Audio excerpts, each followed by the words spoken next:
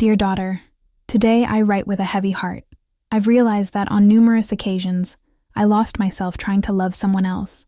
And if I'm not here one day to tell you this, I hope my words still make sense to you.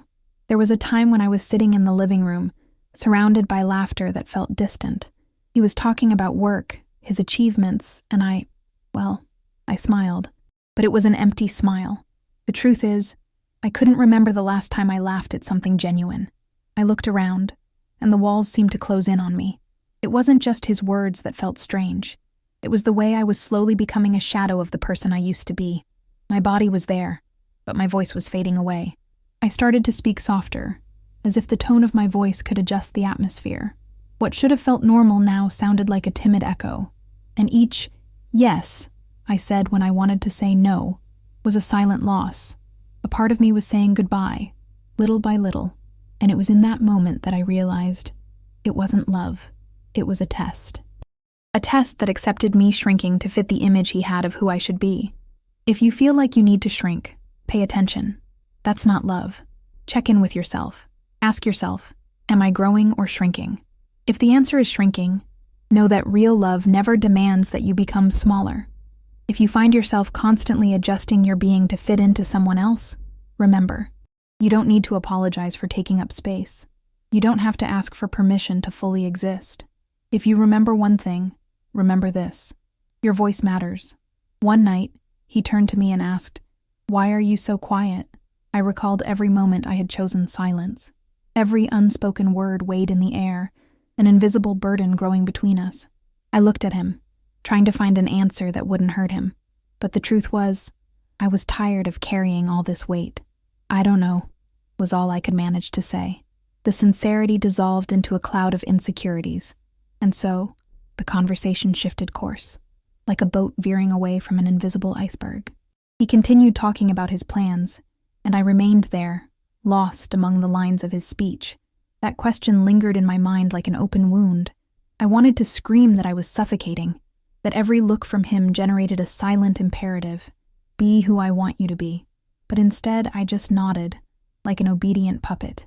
Weeks went by, and I began to notice how he looked at me, no longer with admiration, but with a subtle expectation, a judgment that slowly shaped my behavior. Love had turned into a negotiation. I felt like a puzzle whose pieces were constantly being rearranged, trying to find the perfect configuration that would satisfy him. Sometimes upon waking, I would wonder who I was. My reflection in the mirror showed a stranger, tired eyes and a vacant smile, and deep down, a growing anger. Anger at myself for letting this happen. A muffled rage that shouted, "You're not like this! Where is the girl who dreamed big?" She was there, hidden beneath layers of compliance. The day I received a message from a friend asking if I wanted to go out was like a ray of light. She always brought out the best in me. I glanced at my phone, hesitating. How could I go out? What would he think? And there was the choice again. The same test, disguised as affection but deeply rooted in possessiveness. Finally, I took a deep breath and replied, "Yes, let's go out." Freedom was within reach, but guilt followed me like a shadow. When I arrived at the meeting place, her laughter was like music, but the joy was soon overshadowed by a nagging thought. He must be worried. But for a moment, I ignored it. I immersed myself in conversation, laughing more than I had in months. I existed there.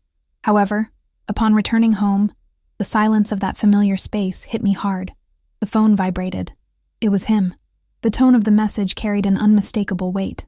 "So you chose to have fun without me?" Anger surged in a way I had never felt before.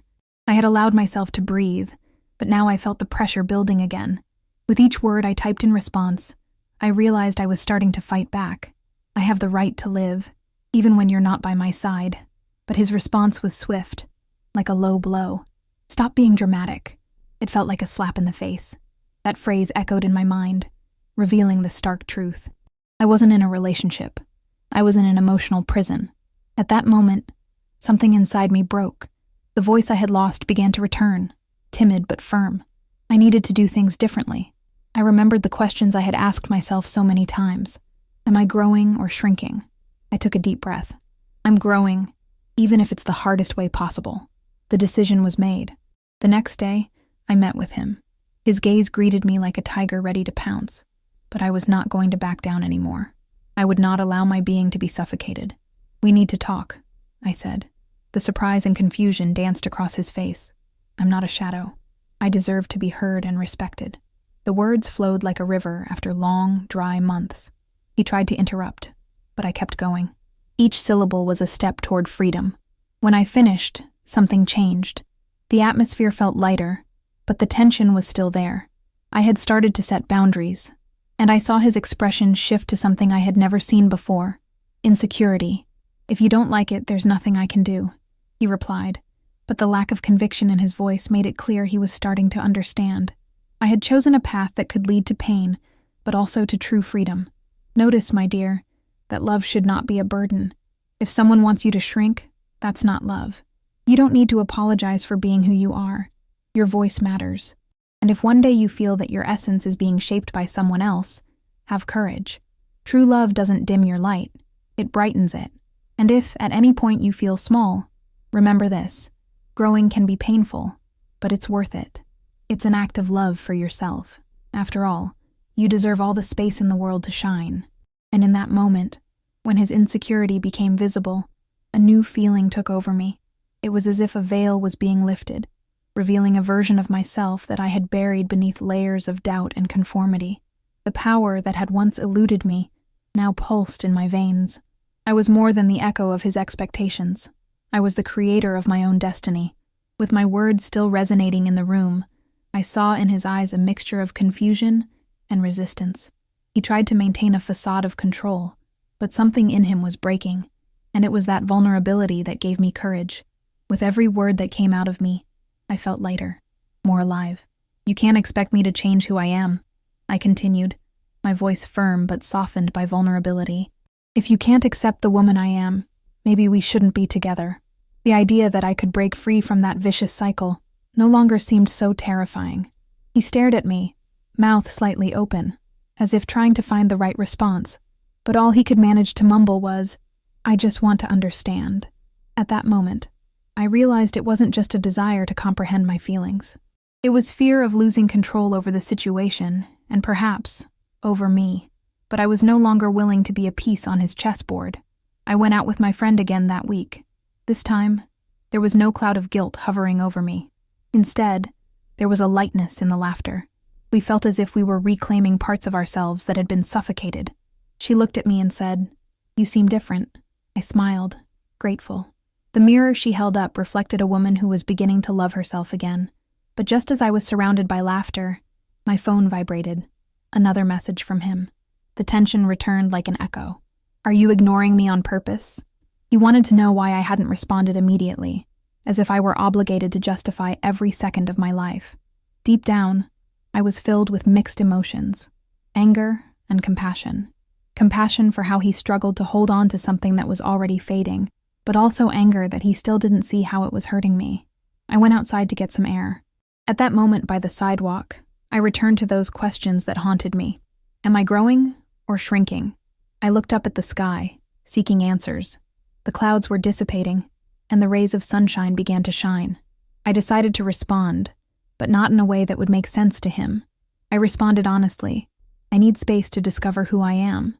I can't live according to your expectations anymore." He fell silent, a silence heavy with meaning. It seemed that the message had finally sunk in. He was beginning to understand that I was choosing a different path, one that didn't depend on his validation. An internal battle was unfolding in his mind, but that was his struggle, not mine. Freedom began to take shape within me. A freedom that wasn't tied to a relationship, but to the discovery of who I was, each day, with every choice. I remember feeling the wind on my face, a gentle breeze caressing my skin. It was a sign that something had changed, something deep and essential. When I returned home that night, the environment no longer felt like a prison. The loneliness was still there, but now there was a space between us that I could fill with self-compassion. When I looked in the mirror, I no longer saw a stranger. I saw a fearless woman determined not to be silenced again. If you feel the need to take a step back, do it with love. When we allow ourselves to grow, even when it's difficult, we find strength within ourselves. True love doesn't require sacrificing your essence. It embraces who you are, illuminates your weaknesses, and rejoices in your victories. And dear daughter, Know that your worth is not defined by someone else. You must not allow anyone to diminish the greatness you hold within. Your voice deserves to be heard. If one day you feel isolated in a relationship, if shadows start to encroach on your light, remember that you have the power to choose. Choose to grow. Choose to shine. Life is full of challenges, and sometimes love can become complicated and painful. But don't forget, you deserve to love and be loved without losing yourself along the way. It is in the choices we make that we find our true selves. So, whenever you feel small, remember that growing can be painful, but it's an act of self-love. After all, you are worthy of all the space in the world to shine. And so, the journey of rediscovery unfolded, like a fabric slowly fraying, revealing a tapestry of myself that had been forgotten. With each step away from that relationship, the colors began to return, vibrant shades of joy, pain, and freedom. In a moment of clarity, I realized that the marks left behind weren't just wounds, they were scars that told stories. One night, as I walked through the city, my eyes observed the unfamiliar faces around me. Amid smiles and glances, a stranger greeted me. He had a sparkle in his eye, something genuine that reminded me I wasn't invisible. A simple hello was enough to ignite something inside me. The smell of fresh coffee lingered in the air, and for a brief moment, everything felt light. As I sipped my coffee, laughter echoed from the table next to me, a woman sharing a heartfelt moment with friends. I watched them closely, filled with nostalgia, but also with newfound hope. There was something there that reminded me of myself, lightness. That feeling of belonging didn't have to come from a romantic partner. It could come from friendships, from the freedom to be. Those small interactions, once insignificant, were now little beacons on my journey. I was learning to make room for them, allowing other forms of love to enter, not just romantic love. I started reconnecting with the friends who had been on the sidelines, the ones who always brought out the best version of me. Each responded message felt like a step toward my true essence. Over time, I realized that the anger I felt for having lost myself was a kind of fuel. This inner fire burned softly, yet relentlessly, reminding me of how I deserved to be treated. During a deep conversation one night with my friends, someone said, "Being alone is not the same as being lonely." That phrase echoed in my mind. It was in that space of solitude that I began to blossom. My hobbies came back to the surface. Painting, which used to be an escape, now became a form of self-expression. The brush in my hand danced across the canvas, releasing repressed emotions while vibrant colors reflected the internal journey I was undertaking. Each stroke was a declaration, a statement that I existed, that I was more than just a reflection of others' expectations. There was one special day when I decided to visit an art exhibition. That environment pulsed with life, creativity, and essence. The artworks whispered, expressing the struggles and victories of artists who, like me, wanted to leave their mark. As I looked at one particularly impactful piece, an installation symbolizing the struggle for freedom, a wave of emotion washed over me. I was not alone in my pain. I wasn't the only one wishing to reclaim my voice.